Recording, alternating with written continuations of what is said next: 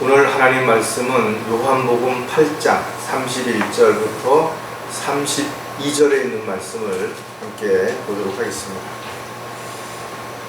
찾으셨으면 제가 받들어 읽어드리겠습니다. 그때 예수께서 자기를 믿은 그 유대인들에게 말씀하시기를 너희가 내 말에 거하면 참으로 나의 제자가 되고 진리를 알게 되리니 그 진리가 너희를 자유롭게 하리라고 하시더라. 잠깐 말씀을 해석해 드리겠습니다. 모든 것을 다 아시고 또 모든 것을 다 하실 수 있는 전지전능하신 하나님 아버지, 저희들에게 하나님을 아버지라고 부를 수 있는 특권을 부여해 주시고 또 이 죄악된 세상 속에 살고 있지만 지혜와 능력을 주셔서 또 주님 사역을 위하여 직분을 주셔서 또 주님의 군사로서 영적 전쟁에 싸워 승리할 수 있도록 믿음과 또 기도할 수 있는 특권을 주셔서 참으로 감사를 드립니다. 달려갈 길을 마치는 그 순간까지 저희들 한 사람도 낙오하지 않고 그 길을 다 완주한 이후에 잘했다고 칭찬 들을 수 있도록 그 순간 저희들에게 위로와 힘이 되시고 또 능력이 되셔서 저희들이 항상 승리할 수 있는 하루하루의 삶이 지속될 수 있도록 인도해 주시옵소서. 오늘도 말씀을 통해서 다시 한번 저희들이 하나님의 은혜와 사랑을 더욱 깊이 깨달을 수 있고 또 그 은혜 아래서 감사가 넘치는 복된 한 주가 될 수 있도록 역사해 주시옵소서. 다시 오실 우리 주 예수 그리스도의 이름으로 기도드렸습니다. 사람들이 죄를 짓고 감옥에 가면 쇠창살 안에 갇히게 되죠. 그래서 흔히 자유가 없다라고 이렇게 표현을 합니다. 그런데 우리가 사실 돌아보면 많은 사람들이 스스로 감옥을 만들어서 살아가는 사람들이 너무나 많이 있다라는 거예요. 왜냐하면 무언가에 의해서 스스로가 자유를 잃고 그 안에 속박되어서 노예처럼 끌려가는 그런 삶을 살기 때문에 그렇습니다. 어떤 사람은 돈에 끌려다니는 사람이 있어요. 어떤 사람은 또 명예에, 권력에, 인기에, 사랑에, 또 부모나 자식에게 너무 집착하다 보니까 거기 매여서 아무것도 하지 못하는 그런 사람들이 있습니다. 어떤 사람들은 세상에서 사람들이 싫어서 섬이나 어디 산속에 들어가서 은둔 생활을 하지만 그렇다고 그들이 언제까지나 자유한가? 그렇지 않죠.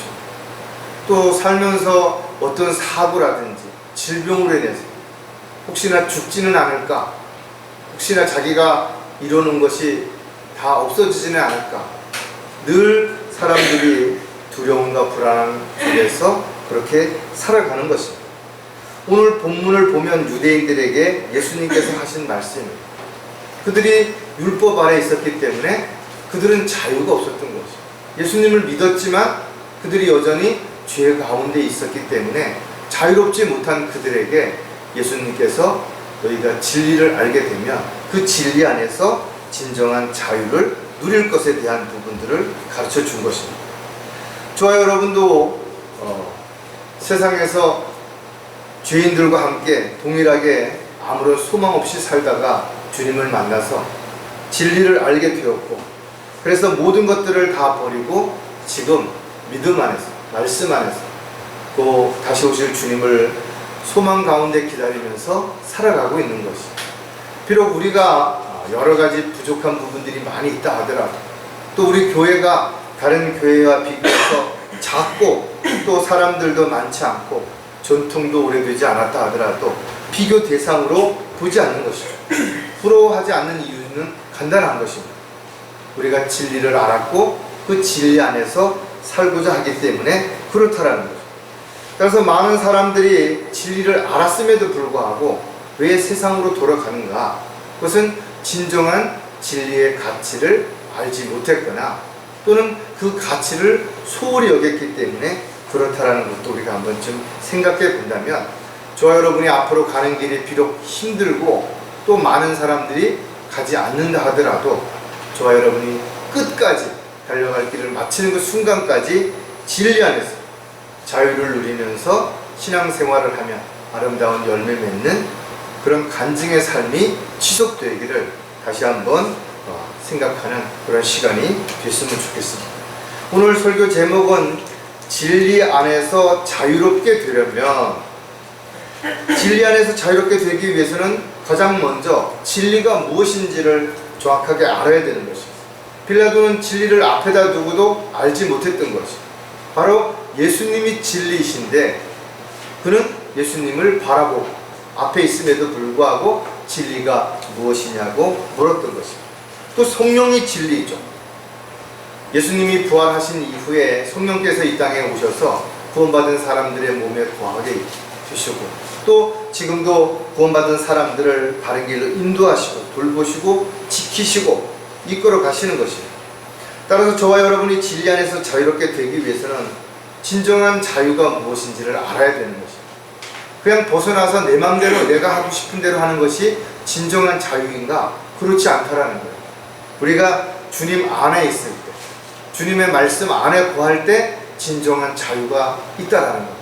다시 말해서 어떻게 보면 하나님의 말씀대로 산다라는 것이 우리를 구속하는 것처럼 보여질지도 모르겠지만, 그러나 그 구속하는 것처럼 보여지는 것이 오히려 세상으로부터, 죄로부터, 마귀의 공격으로부터 우리를 지켜주고 있다는 것도 우리가 반드시 기억을 해야 될 것입니다. 뿐만 아니라 영원히 살 수 있는 영생을 선물로 받았기 때문에 죽음에 대해서 두려워하지 않죠. 또 살면서 사고라든지 질병이 온다 하더라도 하나님께서 우리의 생명은 하나님께서 주관하시기 때문에 인간의 생사복을 주관하시는 하나님을 믿는 사람들은 죽음을 두려워하지 않을 수 있다는 것. 뿐만 아니라 우리는 앞으로 어떠한 일들이 일어날지를 알기 때문에 자신이 어떤 일들이 일어날까 두려워하지 않을 수 있죠. 따라서 저와 여러분이 진정한 자유라고 하는 것은 단지 세상에서의 육신적인 조금의 여유와 또 마음의 평안이 아니라 더 나아가서는 우리를 억압하고 있는 모든 것으로부터 진정한 자유를 누리려면 우리가 진리 안에 있을 때만 그것이 가능하다라는 거죠. 하지만 많은 사람들이 진리를 알았음에도 불구하고 또다시 세상으로 돌아간 것은 진리를 얻기 위해서 과연 자신의 소중한 것을 무엇을 내어놓았는지를 생각해 봐야 되는데 거저 얻었기 때문에 그 가치를 잃어버린 채 살아가는 사람들도 너무나 많이 있다라는 것. 저와 여러분은 진리를 얻기 위해서 과연 무엇을 얻었고 무엇을 포기했는지 또 무엇을 잃었는지를 한번쯤 진지하게 생각해 본다면 진리가 얼마나 소중한 것이며 또 지금 진리 안에서 우리가 살아간다는 것이 얼마나 감사한 일인가를 우리는 분명하게 알 수 있을 것입니다. 하지만 많은 사람들이 죽음을 앞두고 또다시 두려워하는 이유는 그가 뭔가 확실한 믿음 가운데 있는 것이 아니라 말씀을 붙잡고 있는 것이 아니라 감정이나 기분이나 느낌을 붙잡고 있을 때 마귀는 그에게 두려움을 주죠. 그래서 두려워하는 경우가 얼마든지 있습니다. 따라서 저와 여러분은 구원받은 이후에도 영적으로 잘 성장해서 하나님의 일꾼으로 도구로 쓰일 뿐만 아니라 우리가 어떠한 마귀의 강도에도 넘어가지 않도록 깨어있는 그런 저와 여러분이 될 때 우리는 마음의 진정한 자유와 평안함을 누릴 수 있게 될 것입니다. 자, 진리 안에서 자유롭게 되기 위해서 우리는 몇 가지를 하나씩 생각해 보면 가장 먼저 말씀의 가치를 알아야 된다는 것이죠. 하나님의 말씀은 진리인 것이죠. 따라서 진리를 알려면 하나님의 말씀을 알아야 되는 것이죠. 하나님의 말씀을 알지 못한 채 진리를 말하는 것은 그 자체가 거짓말을 하는 것입니다. 또 진리 안에 있는 사람들은 거짓말을 할 수가 없어요. 하지만 진리를 떠나면 언제든지 거짓말을 할 뿐만 아니라 위선자로 살아갈 수 있게 되는 것이죠. 진리는 진리를 알 때, 진리의 가치를 알 때 그것이 정말 가치가 있는 것이다. 아무리 진리를 이야기해도 그 가치를 모르는 사람에게는 아무것도 아닌 것입니다. 저와 여러분이 복음을 전하고 진리를 이야기하지만 많은 사람들이 그 진리를 거부하거나 외면해 버리는 것이죠. 왜? 그 진리의 가치를 모르기 때문에 그렇다라는 거예요. 따라서 진리의 가치를 아는 사람들만이 진리의 가치에 합당한 삶을 살아갈 수 있는 것이죠. 또 진리의 가치를 아는 사람들이 그 진리의 가치를 다른 사람에게도 정확하게 제시할 수 있다는 거예요. 말씀이 육신이 되어 오신 분이 바로 예수님이시고 그분이 바로 진리이신 것이죠. 따라서 십자가에서 피 흘려 죽으시고 부활하신 예수님을 믿고 구원받은 그리스도인들에게는 진리가 그 사람의 몸을 성전 삼아 거하게 되는 것입니다. 따라서 우리가 하나님의 말씀으로 충만할 때 성령이 충만한 삶을 살아갈 수 있다는 것은 성령께서 우리의 지각을 열어주시고 조명을 주시기 때문에 그런 것이죠. 예수께서 고난을 당하신 후에 자신이 살아 계심을 그들에게 여러 가지 모호한 증거들로 보여주시고 40일 동안 그들에게 보이시며 하나님의 나라에 관한 일들을 말씀하셨노라. 그래서 사도행전에 보면 예수님께서 승천하신 후에 남기신 말씀에 대한 부분들을 우리가 알 수가 있는데 그 말씀 가운데 성령께서 친히 너희에게 임하게 될 것이고 너희가 그렇게 되면 지혜를 얻을 뿐만 아니라 앞으로 어떤 일들이 일어날지를 정확하게 알게 되는 것이라고 우리에게 가르쳐주고 있어요. 무호하다라는 말은 아주 작은 오점도 흠도 없이 완벽하다라는 것을 의미하는데 하나님의 말씀은 완벽하다라는 거죠. 이런 완벽한 하나님의 말씀을 사람들은 이것을 억지로 자기 마음대로 해석한다든지 그것을 첨가한다든지 삭제한다든지 이러는 일로 인해서 하나님의 말씀을 대적하고 하나님의 말씀을 거역하는 그런 사람들로 인해서 세상은 혼탁해지고 많은 사람들이 믿음에 대해서 이탈하는 이런 안타까운 일들이 일어나게 되는 것입니다. 따라서 하나님의 말씀의 가치를 아는 사람들은 성경에 기록되어 있는 말씀 그대로 믿어야 되는 것입니다. 하나님께서 무엇이라고 기록해놨다면 그것이 절대로 변하지 않는다는 것이죠. 반드시 그렇게 이루어지는 것이에요. 따라서 하나님의 말씀의 가치를 알지 못하는 사람들은 절대로 마음의 여유가, 자유가 있을 수 없게 된다는 거예요.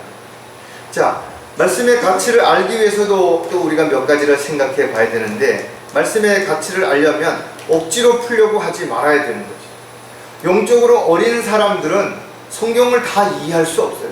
왜냐하면 성경은 깊고 넓고 아주 심오하기 때문에 영적으로 어린 사람들은 그 수준에 맞는 범위 내에서 영적인 말씀을 깨닫게 되는 것입니다.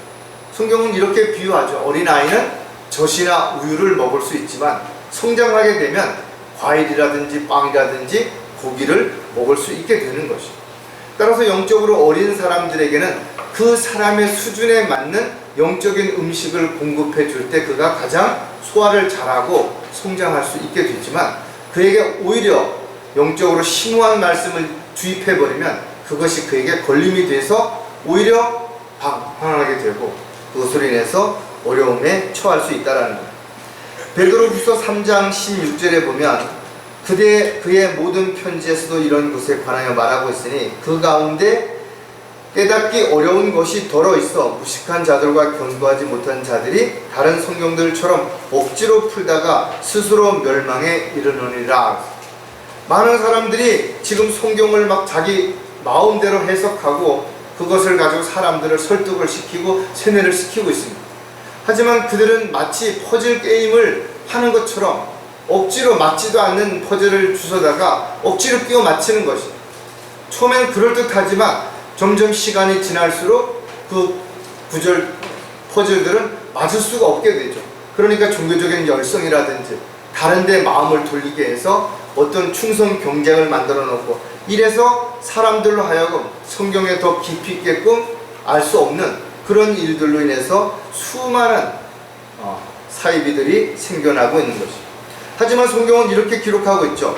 너희는 주의 책을 찾아 읽으라. 이들 중에는 하나도 부족한 것이 없고 하나도 짝이 없는 것이 없으리니 이는 나의 입으로 그것을 명령하였고 그의 영이 그들을 모으셨습니다. 성경은 스스로 해석하는 거예요. 스스로를 짝을 지어서 하나를 알면 그 다음에 또 다른 걸 알 수가 있죠. 이렇게 해서 하나씩 점점 가다 보면 모든 퍼즐이 자연스럽게 맞춰지는데 억지로 임의적으로 뭔가를 하려고 하다 보니까 성경을 자의적으로 해석하고 비유적으로 해석하고 은유적으로 해석해서 온갖 문제를 발생시키는 것입니다. 따라서 정말 우리가 진정한 자유를 얻으려면 하나님의 말씀을 억지로 풀려고 하는 것이 아니라 성령께서 조명을 주셔서 지각을 열어주셔서 깨닫게 해주실 때까지 우리 기도하면서 말씀을 깊이 묵상할 때 하나님의 말씀을 더 깊이 있게 깨달을 수 있게 되는 것을 우리는 분명하게 알아야 될 것입니다.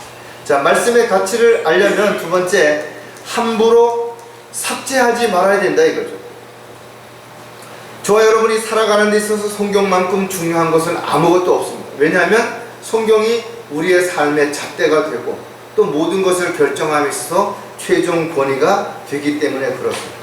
저와 여러분이 예수 그리스도를 믿고 구원받을 수 있었던 것은 하나님의 말씀을 보았기 때문에, 들었기 때문에 그것이 가능했던 것처럼 하나님의 말씀은 우리의 삶에 있어서 영의 양식이 되는 것이고 또 우리가 살아가는 데 있어서 꼭 필요한 안내서가 될 수 있기 때문에 성경이야말로 우리에게 반드시 필요한 것이죠. 그런데 많은 사람들이 자신의 생각과 다르다고, 자신들이 추구하는 것과 다르다고 해서 성경을 뜯어 고치고 그 중에 일부를 떼어내고 삭제시켜 버렸기 때문에 많은 사람들이 성경을 읽다가 그 건너뛰어서 그 다음 구절로 연결할 수 없게끔 만들어놓은 이런 일들을 우리는 보았다라는 거죠. 따라서 저 여러분이 이 세상을 살아가는 동안 늘 성경은 우리에게 꼭 필요한 것이고 우리가 무엇을 잘 판단할 수 없을 때 성경을 비추어 보고 우리는 그것을 분별해낼 수 있어야 되는 것이죠. 요한계시록 22장 19절에도 보면 또 누구든지 이 예언의 책의 말씀들에서 삭제하면 하나님께서 생명의 책과 거룩한 도성과 이 책에 기록된 것들에서 그의 부분들을 제하여 버리시리라 그랬습니다. 하지만 안타깝게도 수많은 신학 교수들이 또 목사들이 또 성경 연구하는 사람들이 성경을 뜯어 고쳤다 이거죠. 3만 군데가 넘는 구절들을 삭제시켜 버렸다는 거죠. 따라서 자신들의 교단, 교파 또는 자신들의 어떤 교리를 입증하기 위해서 사람들이 성경을 삭제해 놓고 그래서 성경이 수없이 많은 성경들로 만들어져서 지금 많은 사람들로 혼란스럽게 어떤 것이 진짜인지 어떤 것이 정말 올바른 성경인지 모르도록 이렇게 만들어 놓은 이런 것들이 바로 마귀의 계략이었다는 거죠.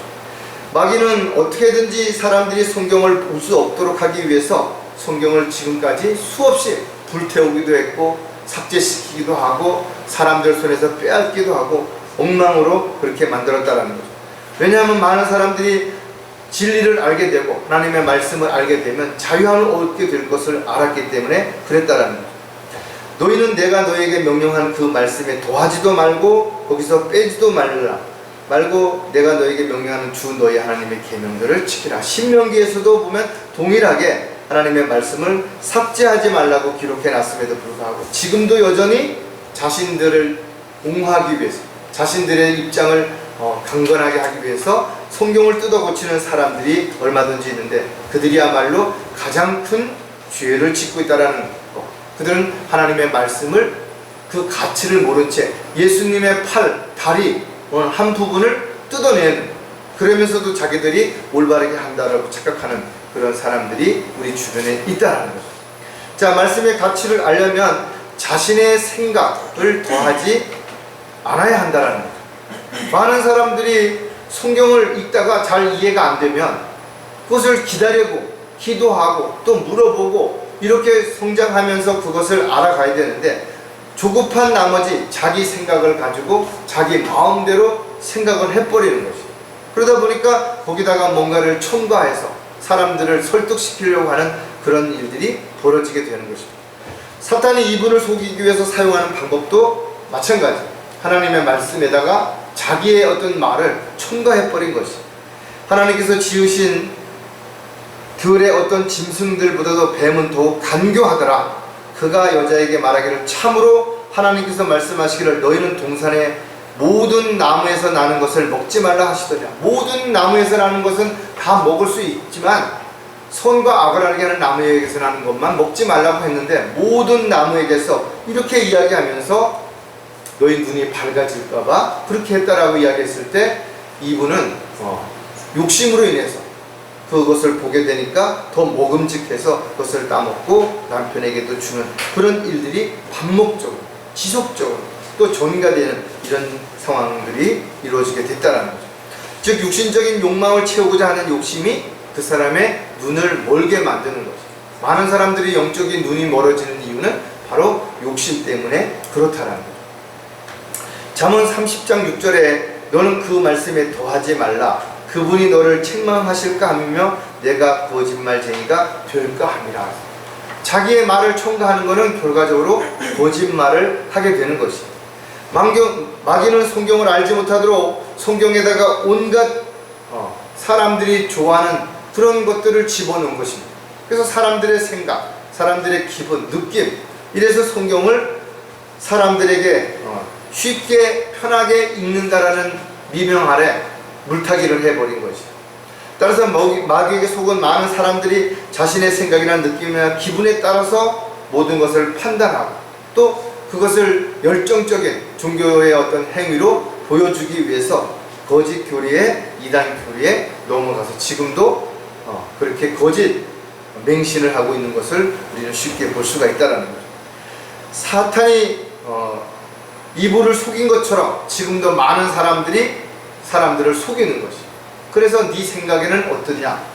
시대가 바뀌었으니까, 뭔가 사람들의 입장이 바뀌었으니까, 유행이 달라졌으니까 이렇게 해서 자신의 생각을 거기다 슬며시 집어넣어서 또 다른 구절과 연결을 시키는, 그래서 성경과는 다른 해석을 하게 만드는 그런 일들이 바로 진정한 하나님의 말씀의 가치를 모르는 그런 자들에 의해서, 특히 마귀의 종들에 의해서 지금도 일어나고 있다는 거죠. 그래서 마지막 때에는 많은 사람들이 자신의 귀를 즐겁게 해줄 선생들을 따라가고 결국은 마귀의 교리를 따라가는 그런 어처구니 없는 일들이 일어날 것을 성경은 경고하고 있는 것이다. 자, 진리 안에서 자유롭게 되려면 말씀의 확신을 가져야 한다는 거죠. 많은 사람들이 알지만, 믿는다고 하지만 확신이 없기 때문에 흔들리는 거죠. 따라서 어떤 사람이 흔들리고 있다면 그 사람은 그 믿음이 뿌리를 내리지 못한 것이죠. 확신을 가지지 못하니까 누군가가 이야기하면 그럴 수도 있겠지, 이렇게 의심이 들어오게 되면 뿌리채 흔들리는 경우가 얼마든지 일어날 수 있다는 거죠. 그리스도인들은 누구나 진리의 약속에 대한 확신을 가지고 살고 있지만, 그러나 언제까지나 그런 것만은 아니에요.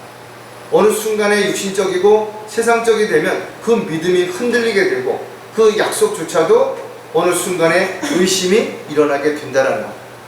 그래서 각 사람은 믿음의 분량에 따라 성경을 이해하는 폭과 깊이가 다른 것입니다.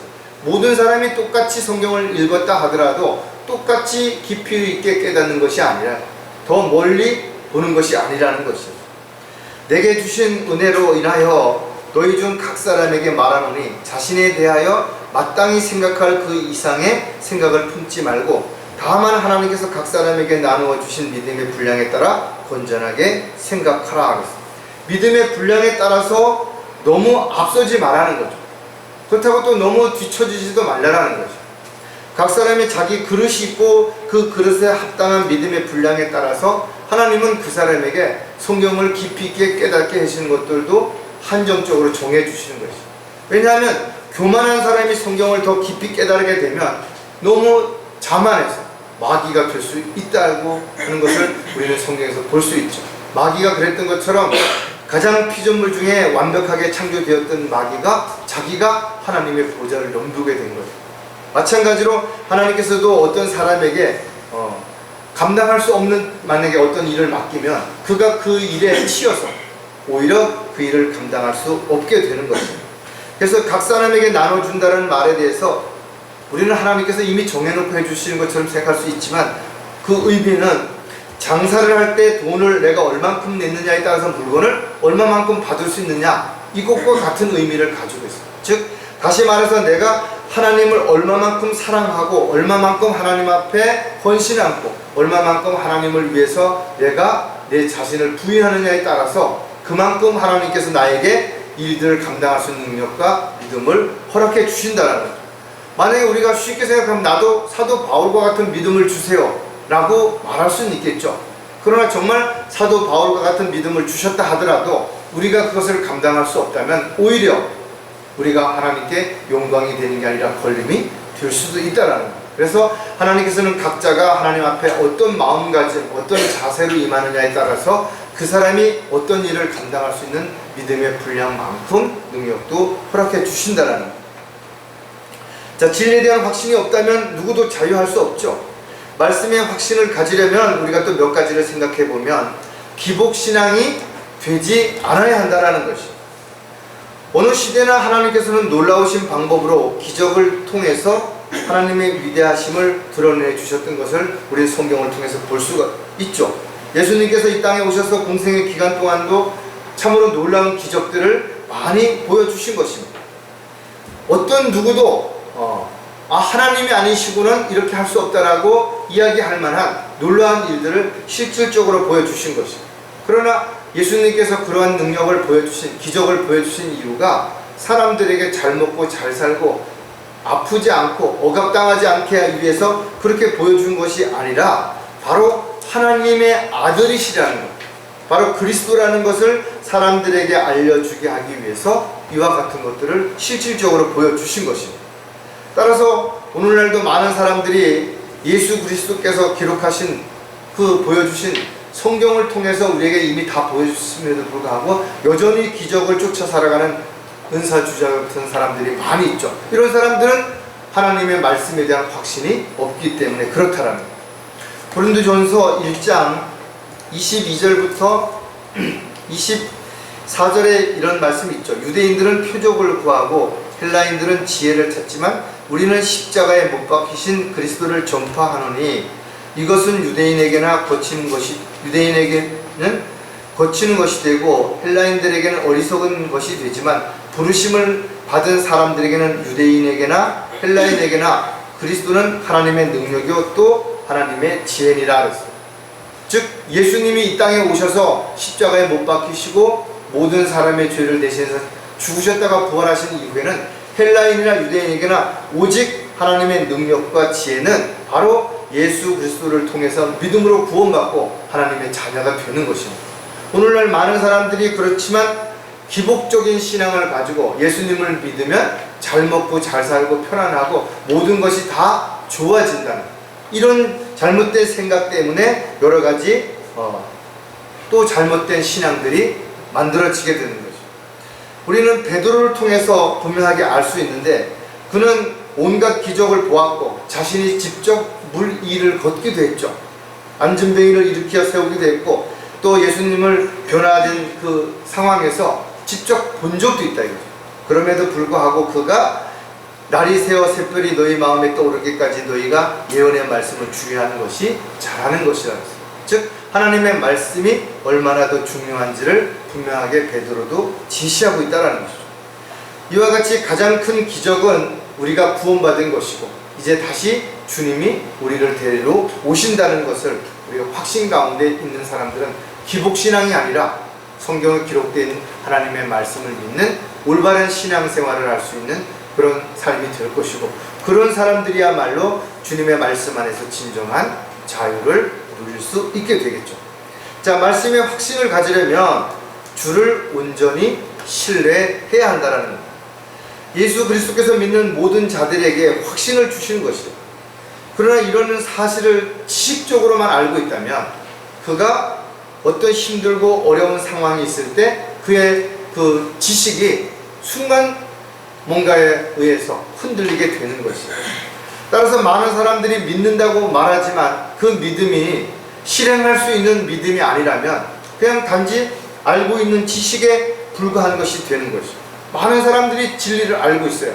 그럼에도 불구하고 그 진리를 따라 살지 못하는 이유가 뭔가 하면 그 진리를 따라 살아가는 데는 많은 마귀의 공격과 방해가 있고 또 어려움이 있기 때문에 그것을 극복해야 되는데 그것을 극복하고자 하는 그런 마음이 없는 거예요. 그래서 진리를 알면서도 여전히 세상과 타협하고 이렇게 살아가는 것입니다.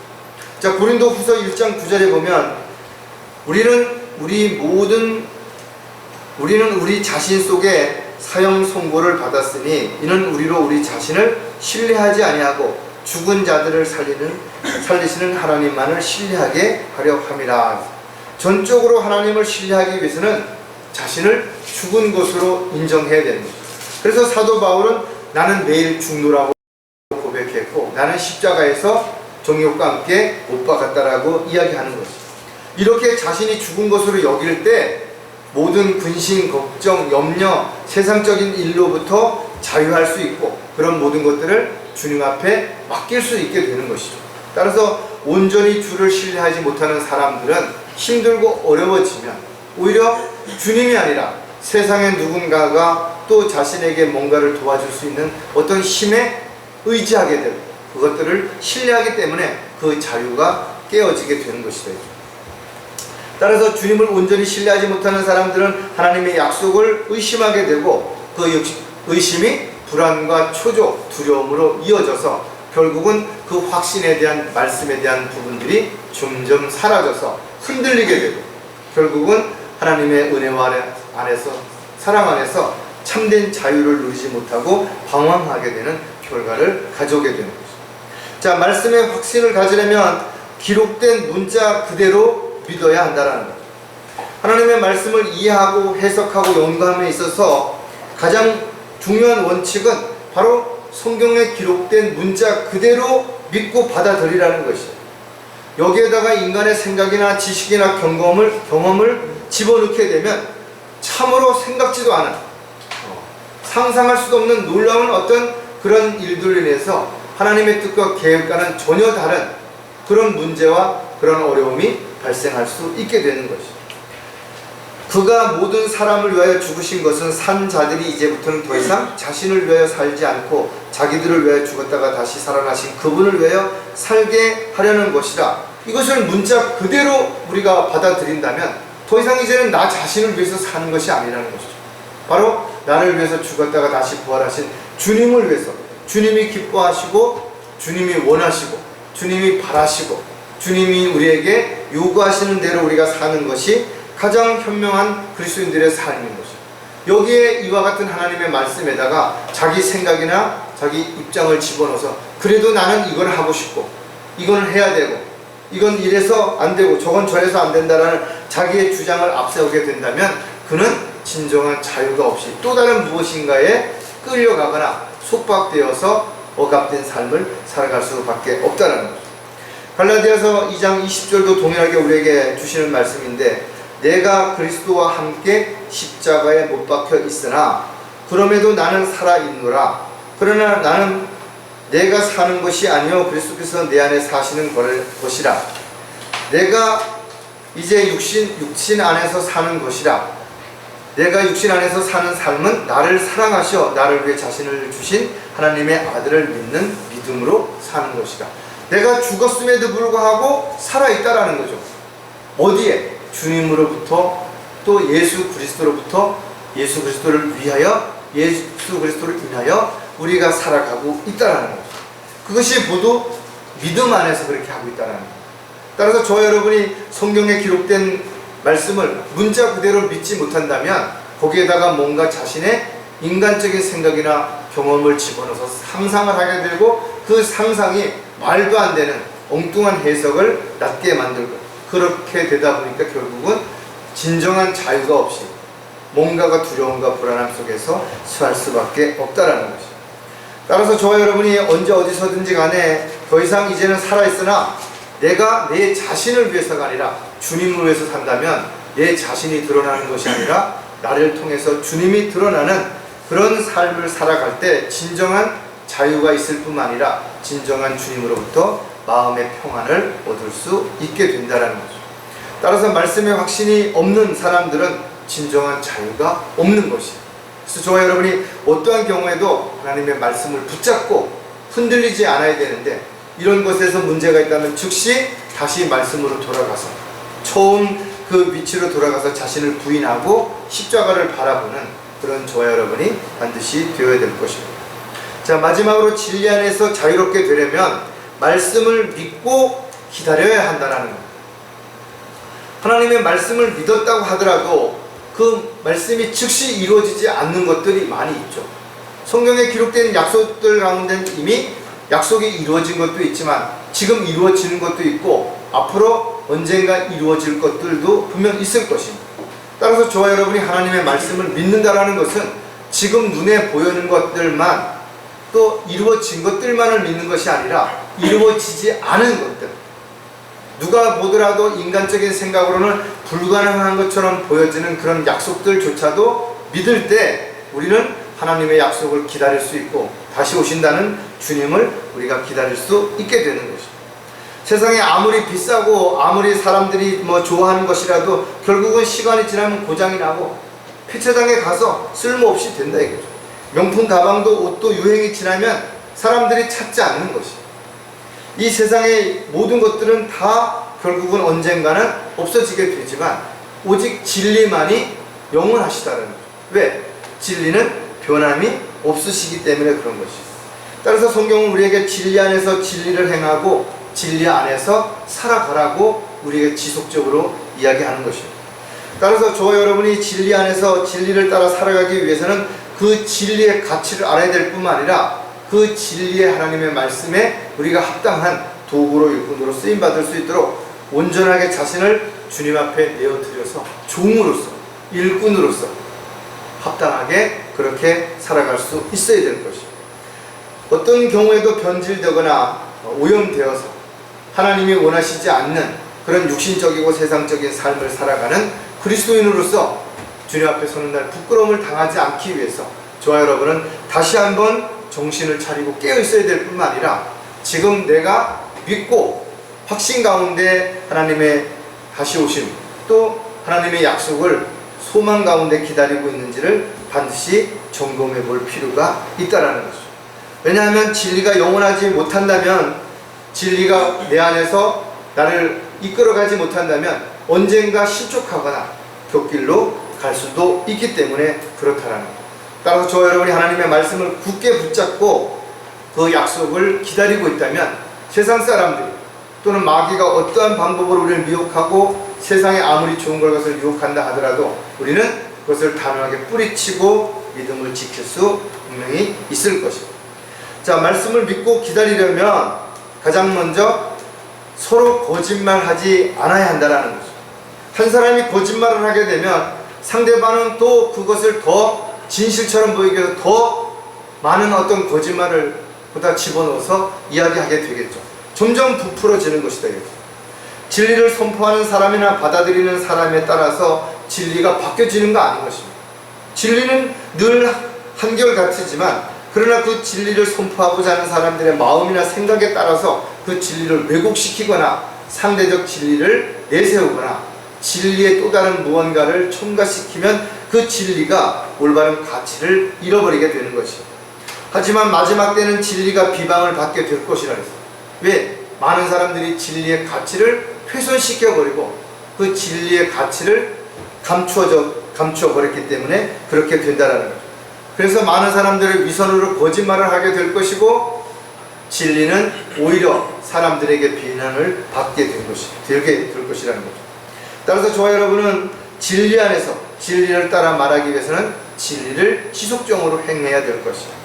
에베소 4장 25절에서 보면 그러므로 거짓을 버리고 각자 자기의 이웃과 더불어 진리를 말하라. 이는 우리가 서로 지체이기 때문이라.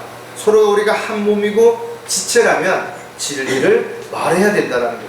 그 진리를 말하기 위해서는 거짓을 말하지 않아야 되는 것이고 진리는 거짓이 들어올 수 있는 그 어떤 공간도 할애하지 않기 때문에 오직 진리 안에서 우리가 행할 때 우리가 거짓말을 하지 않고 오직 순수하게 기록된 하나님의 말씀만을 가지고 말할 수 있게 된 것이죠. 자신의 유익을 위해서 또 자신의 입장 때문에 진리가 아닌 거짓말을 마치 진리인 것처럼 그렇게 말해서는 안 된다는 거죠. 많은 사람들이 자신의 유익을 얻기 위해서 또 자신의 어려운 상황을 모면하기 위해서 진리에다가 뭔가 또 다른 뭔가를 첨가하거나 빼서 사람들을 설득시키고 이런 것은 일시적으로 자유함을 얻을 수 있을지는 모르지만 결국은 그것이 그 사람의 발목을 잡게 되고 시간이 지남에 따라서 오히려 자신을 올가매는 올무가 얼마든지 될 수 있기 때문에 어떠한 경우에도 그리스도인들은 거짓말을 하지 말아야 되며 만약에 자신이 순간 잘못해서 거짓말을 했다면 즉시 돌이켜서 그것을 사실로 인정하고 돌이켜서 회개하는 그런 삶이 되어야 되는 것이죠. 자, 말씀을 믿고 기다리려면 마음을 다해 죽게 하듯 해야 한다는 것이죠. 하나님의 말씀은 분명 시대와 대상에 따라서 다르게 적용해야 되는 것이 분명하죠. 그래서 우리는 올바로 하나님의 말씀을 나누어서 공부하지 않으면 우리가 혼란스러워질 수 있고 이해하지 못하는 그런 상황에 빠질 수 있기 때문에 하나님의 말씀을 잘 이해하기 위해서는 우리가 분별력을 가져야 되는 것이고, 또 하나님의 말씀 가운데서 영적으로 성장해야만 그것이 가능하다는 거죠. 하지만 진리를 사랑하지 않는 사람들은 구원을 받지 못하는 것이죠. 왜? 그들이 진리 안에 하나님의 사랑과 은혜를 발견하지 못하기 때문에 그렇다라는 거죠.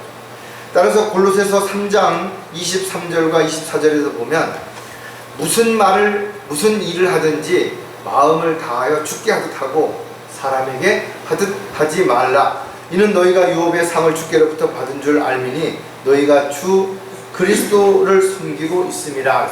우리가 이제 하늘에 유업을 쌓아놓고 그리스도의 심판석에서 상과 유업을 받을 것을 알고 있다면, 또 우리가 주님을 종으로서 섬기고 있다면, 우리가 일꾼으로서 주님의 일을 하고 있다면 우리는 이미 마음을 다해서 죽게 하는 그런 삶을 살아가고 있는 것이죠.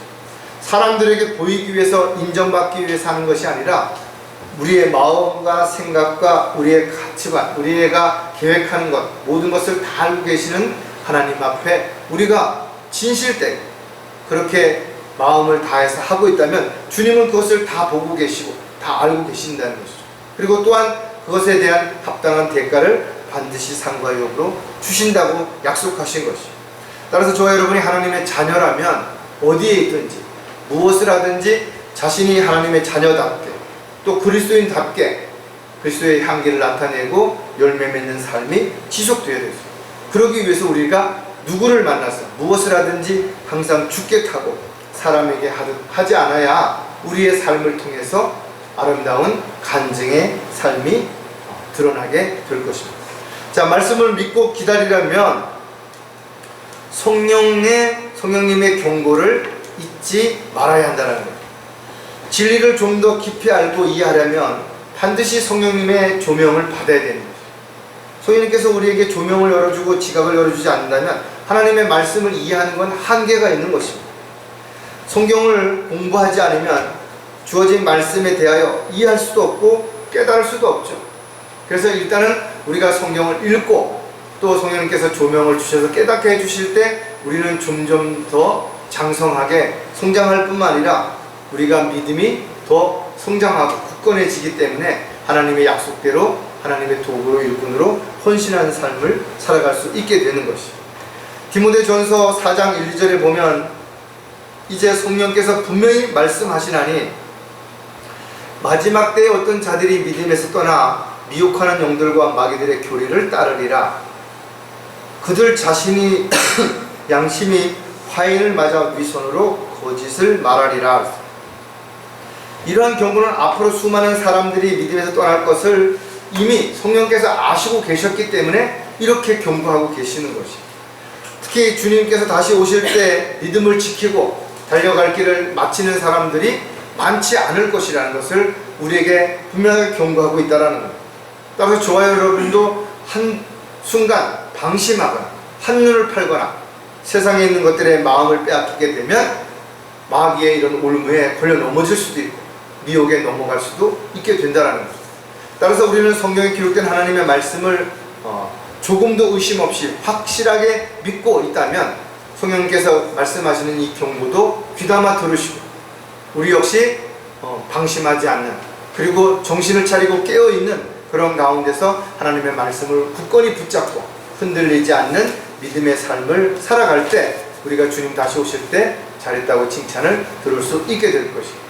하나님의 말씀을 우리가 가치를 알고 확신을 가질 뿐만 아니라 믿고 기다리는 사람들은 그 안에서 진정한 자유를 누리게 될 수 있지만, 그렇지 못하다면 하나님의 말씀을 가지고 있으면서도 그 가치를 모른 채 또 확신도 없이 믿고 기다리지도 않는 그런 삶을 살아간다면 그는 진정한 자유, 세상으로부터 죽음으로부터 죄로부터 자유하지 못한 채 어떤 면에서는가 불안하고 두려움 가운데 끌려가는 어리석은 삶을 살아갈 수도 있다는 것을 다시 한번 여러분들이 오늘 말씀을 통해서 기억하고, 우리가 진정한 자유를 가지고 어떤 상황에서도 흔들리지 않는 믿음을 가지고 살아가는 저와 여러분이 되시기를 주님의 이름으로 부탁을 드리겠습니다. 기도하겠습니다. 하나님 아버지, 저희들에게 영원한 생명 영생을 주시고 또 주님과 같이 놀라운 몸으로 변모되어서 영원히 주님과 함께 살 수 있는 특권을 주셨다라는 이 사실 하나만으로도 절대 어떠한 경우에도 믿음이 흔들리지 않고 확신 가운데 다시 오실 주님을 기다릴 수 있는 저희들의 삶이 되기를 간절히 구하고 합니다. 오늘도 주신 말씀을 저희들 마음판에 잘 새기고 저희들이 어느 곳에 있든지 하나님의 말씀을 붙잡고 그 말씀을 통해서 모든 것을 잘 분별하고 또 최종적으로 그 말씀을 권위가 되어서 저희들이 결정함으로 오직 주님이 기뻐하시고 원하시는 열매 맺는 간증의 삶을 살아가는 저희들이 되도록 도와주시옵소서. 다시 오실 우리 주 예수 그리스도의 이름으로 기도드렸습니다.